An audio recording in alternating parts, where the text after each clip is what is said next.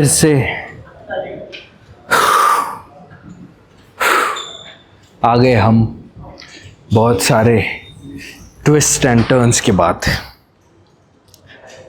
Weather ने अचानक से ही पलटी मार दी। फिर मिस्टर मैस्कुलिन जूनियर की तबीयत ने भी अचानक से पलटी मार दी। वो बीमार हो गया तो उसको देख के हम सब भी बीमार हो गए। नन्ही सी जान है 5 महीने की। इम्पैक्ट तो हुआ मेरे डाइट पे, स्लीप पे काफ़ी ज़्यादा, लेकिन ट्रेनिंग पे नहीं हुआ। ट्रेनिंग में कंटिन्यूस कर रहा था, बट जाहिर सी बात है कि रिकॉर्ड नहीं कर पाया क्योंकि बोल नहीं पाता मैं इतना फ्रीली। डॉक्टर को दिखा दिया, वही नॉर्मल वायरल कोल्ड इन्फेक्शन, और अभी वो ठीक है, इसलिए आज हम रिकॉर्ड कर रहे हैं। और आज का टॉपिक भी काफ़ी ज़्यादा इंटरेस्टिंग होने वाला है, वार्म अप। कई लोग वार्म अप के बारे में पूछते भी हैं, बात भी करते हैं कि कैसे होना चाहिए वार्म अप। तो आज हम उसी के रिगार्डिंग बात करेंगे। अब कई लोगों को आपने भी देखा होगा, मैं भी देखता हूँ, वर्कआउट करने से पहले वो पुशअप्स और पुलअप्स को एज अ वार्म अप करते हैं। और उनके पुशअप्स ऐसे नहीं होते फुल रेंज ऑफ मोशन में, या फिर पुलअप भी फुल रेंज ऑफ मोशन में होते हैं। ऐसे उनके पुलअप्स होते, वो पूकी गैंगस्टर वाली रील आती है ना, ऐसे ऐसे ऐसे ऐसे ऐसे ऐसे कुछ रेंज ऑफ मोशन नहीं, बस जाओ जल्दी जल्दी ऊपर, जल्दी जल्दी नीचे आओ। पुशअप्स भी डिचक डिचक डिचक डिचक डिचक डिचक। हाफ के हाफ का हाफ भी रेंज ऑफ मोशन नहीं होता है। और बोलते क्या है, हर टाइम जब हम वर्कआउट करते हैं उससे पहले 100 pushups as a warm up करते हैं, 100 pullups as a warm up करते हैं। अगर ऐसे लोग 100 तो दूर की बात है, 30-35 पुलअप्स भी फुल रेंज ऑफ मोशन में निकाल देना तो भी बहुत बड़ी बात होगी। अगर किसी का muscular endurance 30-35 pullups with full range of motion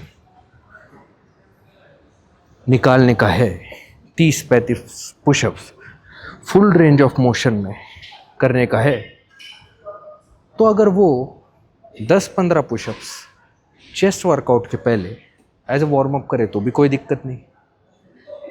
अगर वो 10-15 पुलअप्स पुल वर्कआउट के पहले, बैक वर्कआउट के पहले करे एज अ वार्म अप तो भी कोई दिक्कत नहीं। तो मैं हमेशा कहता हूँ कि आप लोगों से झूठ बोल पाओगे कि मैं 100 पुशअप्स कर लेता हूँ पूकी गैंगस्टर वाले, 100 पुलअप्स कर लेता हूँ पूकी गैंगस्टर वाले, लेकिन अपने आप से तो झूठ नहीं बोल पाओगे ना। अपने आप से जब आप सच बोलना स्टार्ट करोगे कि नहीं, मुझे अपने ईगो को सेटिस्फाई नहीं करना है, तब असल में आपकी प्रोग्रेस स्टार्ट होगी। क्योंकि आपका माइंड आपको एक सेटिस्फैक्शन दे रहा है, नहीं नहीं भाई ये असली प्रोग्रेस है। लेकिन ये प्रोग्रेस असली नहीं है, नकली है। तो भाई पूकी गैंगस्टर वाली प्रोग्रेस किसी काम की नहीं। समझे? चलो पानी पीते हैं और नेक्स्ट वर्किंग सेट करते हैं।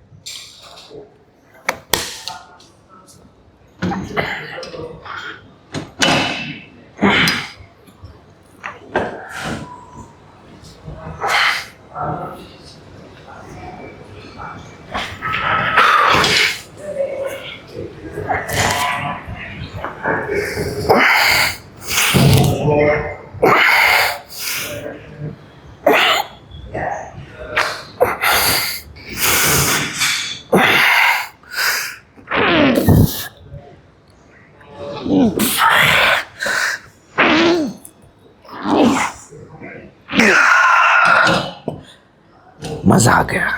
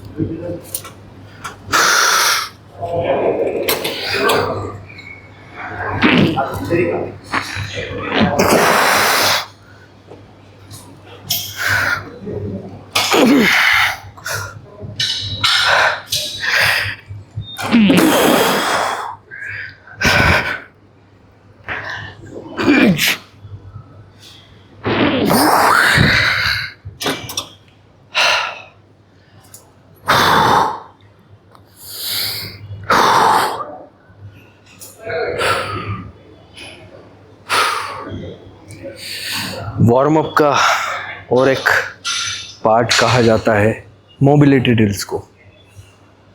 अब इसमें भी लोग 15 से 20 मिनट तक मोबिलिटी ड्रिल्स पे खर्च कर देते हैं,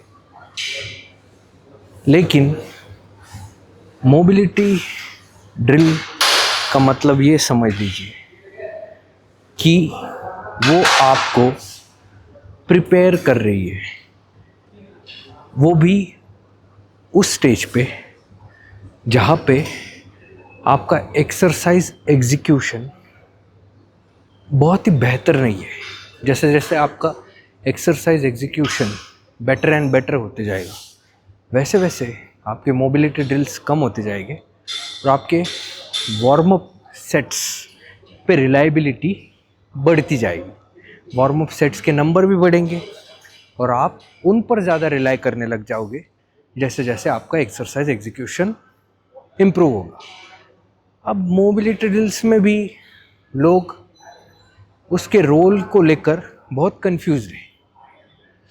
वो सर्टन अमाउंट में आपको हेल्प करेंगे, जैसे मैंने कहा बिगिनर स्टेज पे कि ठीक है आपको स्क्वाट्स करने में थोड़ी दिक्कत आ रही है, आप आगे पीछे हो रहे हो, एंकल मोबिलिटी का इशू है, थोड़े बहुत आप ड्रिल्स करोगे प्लेट्स को लेके, केटल बेल्स को लेके, थोड़ी बहुत इम्प्रूवमेंट उसमें होगी। लेकिन अगर किसी का फीमर ही लंबा है तो वहाँ पे कौन सी मोबिलिटी ड्रिल काम को आएगी। आप अगर टॉम प्लाट्स के स्क्वाट्स करने का तरीका देखोगे और अर्नोल्ड के स्क्वाट्स करने का तरीका देखोगे, दोनों में बहुत डिफरेंस है।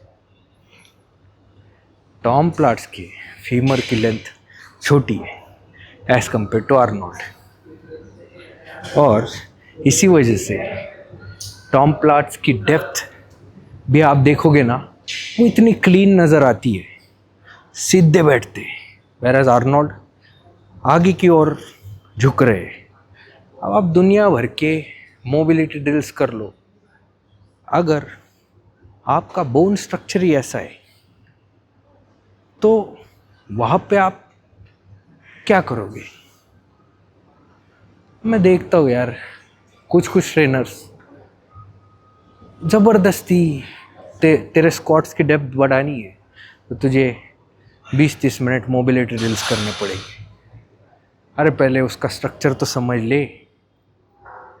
अगर वो तेरे पास आने से पहले सालों से 15-20 मिनट मोबिलिटी ड्रिल्स कर रहा है, फिर भी उसके स्क्वाट्स में इम्प्रूवमेंट नहीं नज़र आ रही है, तो उसका बोन स्ट्रक्चर तो देख ले।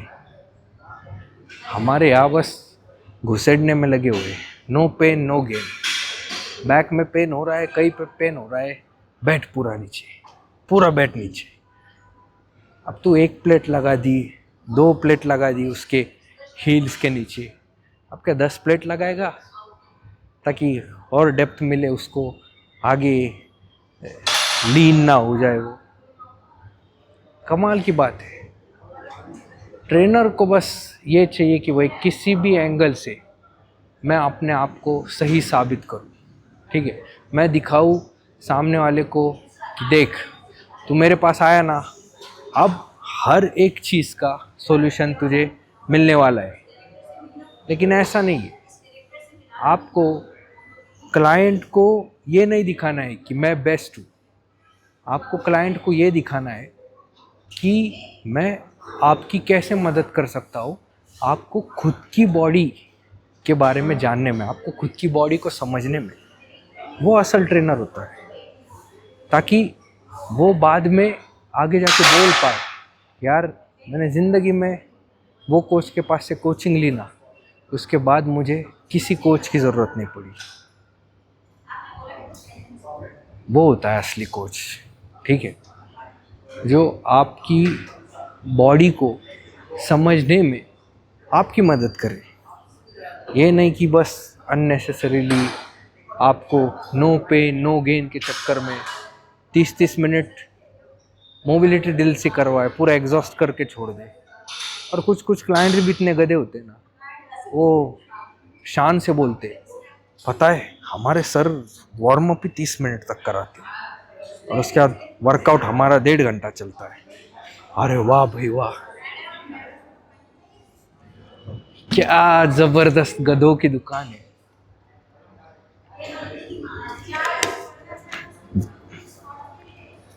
और ये है जो एक्चुअल में ग्राउंड लेवल पे काम कर रहे हैं ना एज अ कोच, उनको समझ में आ रहे होगा ये चीज़ चलती है।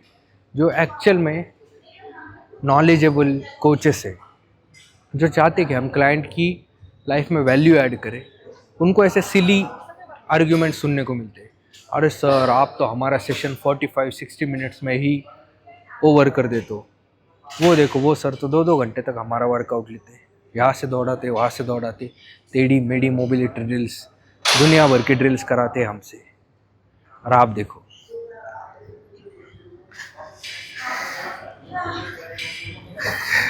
कुछ नहीं हो सकता भाई ऐसे लोगों का।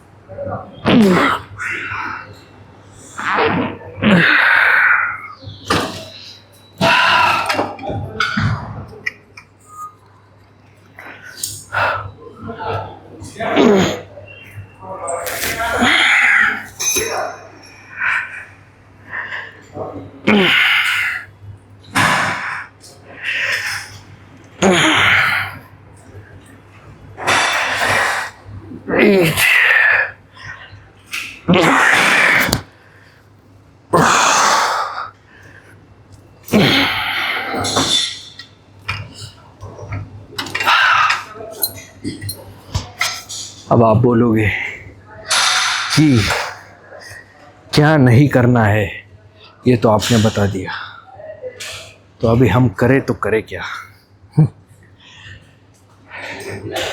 2 चीज़ों का ध्यान रखना है बस। एक, ऐसी वार्म अप ड्रिल से, ऐसी मोबिलिटी ड्रिल से दूर रहना है। जो एक्चुअल में आपका ट्रेनिंग परफॉर्मेंस इंक्रीज करने से ज़्यादा उसको डिक्रीज़ कर रहे हैं। यानी आप मोबिलिटी ड्रिल से, वार्म अप ड्रिल से ही इतना ज़्यादा एग्जॉस्ट हो रहे हो कि भाई एक्चुअल में आपकी ट्रेनिंग कॉम्प्रोमाइज़ हो रही है। ऐसी मोबिलिटी ड्रिल से दूर रहना है, ठीक है। स्क्वाट्स में भी आपका जो फीमर का लेंथ है, जैसा मैंने पहले बोला, वो बहुत ज़्यादा डिक्टेट करता है कि आपका स्क्वाट का पैटर्न कैसा रहेगा। अगर आपका फीमर ही लंबा है, सालों तक मोबिलिटी ड्रिल्स किया, महीनों तक मोबिलिटी ड्रिल्स किया, कुछ फ़र्क ही नहीं है, तो भाई आप अपने बॉडी के स्ट्रक्चर से कैसे लड़ सकते हो, है ना। फिर 2 टुकड़े करो फीमर के और फिर इंक्रीज़ करो अपने स्क्वाट्स की डेप्थ। तो सिंपल फर्स्ट रूल ये है कि ऐसी मोबिलिटी ड्रिल से, ऐसे वार्म अप ड्रिल से दूर रहना है जो एक्चुअल में आपका परफॉर्मेंस इंक्रीज़ करने से ज़्यादा उसको डिक्रीज़ कर रहे हैं। Now the second thing, warm up sets बहुत ज़्यादा इम्पॉर्टेंट है। कई लोग बहुत गलत तरीके से करते हैं। They usually start with lightest weights, यानी अगर कोई 40 kg 30 kg से अगर डंबल प्रेस कर रहा है, usually they start with 5 kg dumbbells, है ना, या फिर 15 kg का भी डंबल लिया है तो उससे 15-20 रेपिटेशंस करेंगे, उसको वो वार्म अप कहेंगे। बहुत ज़्यादा हाई रेप्स अगर आप करोगे तो उससे भी आप एग्जॉस्ट हो सकते हो, ठीक है, ये चीज़ भी ध्यान में रखना। तो simple rule warm up sets के लिए ये रखना है कि अगर समझ लीजिए आप डंबल प्रेस से या फिर स्क्वाट्स को पकड़ लीजिए। स्क्वाट्स में अगर आप टोटल 100 kg से 10 रेप्स कर सकते हो मेन सेट टिल फेलियर, तो आपका फर्स्ट वार्म अप सेट होगा 100 kg के 50% से, यानी 50 kg से फॉर 5 रेप्स। यानी 50 kg से आप पहला सेट करोगे 5 रेप के लिए। ये आपका फर्स्ट वार्म अप सेट होगा 50% ऑफ योर वर्किंग सेट की कैपेसिटी से। अब सेकेंड वार्म अप सेट आपका होगा 75% की कैपेसिटी से। 75% की कैपेसिटी किसकी? आपके मेन वर्किंग सेट की। मेन वर्किंग सेट कितना केजी का था? 100 kg का, जिससे आप 10 रेप्स स्टिल फेलियर कर रहे हो। अब 100 kg का 75% कितना हुआ? 75 kg। उससे आप करोगे 3 रेप्स, ठीक है। अब ये 2 वार्म अप सेट हो गए, तो उसके बाद आप अपना मेन सेट कर सकते हो। ये मेरा सिंपल प्रोटोकॉल है। अभी हर किसी का गोल अलग होता है। पावर लिफ्टिंग के लिए वो अपने warm up set, working set अलग तरीके से स्ट्रक्चर करते होंगे, और कुछ बॉडी बिल्डर जो दूसरे रेप रेंजेस में ट्रेन करते होंगे वो अपने वार्म अप सेट अलग तरीके से स्ट्रक्चर करते होंगे। बट मेरा अप्रोच पहले से ही यही रहा है, मैं कॉम्प्लिकेटेड थिंग्स को सिंप्लीफाई करता हूँ और मुझे सिंपल चीज़ें ही पसंद है। क्योंकि अगर मैं खुद ही चीज़ों को नहीं समझ पा रहा हूँ तो दूसरों को कैसे समझा पाऊँगा, है कि नहीं। अगर आप में वो स्किल नहीं है कि आप 5 साल के छोटे बच्चे को भी आप जो काम कर रहे हो, आप जो चीज़ें अप्लाई कर रहे हो, उनको समझा नहीं सकते हो, तो इसका मतलब ये है कि आपको खुद को ही वो चीज़ समझ में नहीं आती है। एनाड्रॉल की वजह से आपको फिजिक में थोड़ी ब्लोटनेस लग सकती है, तो कमेंट सेक्शन में बताइएगा फिजिक में आपको क्या चेंज दिख रहा है।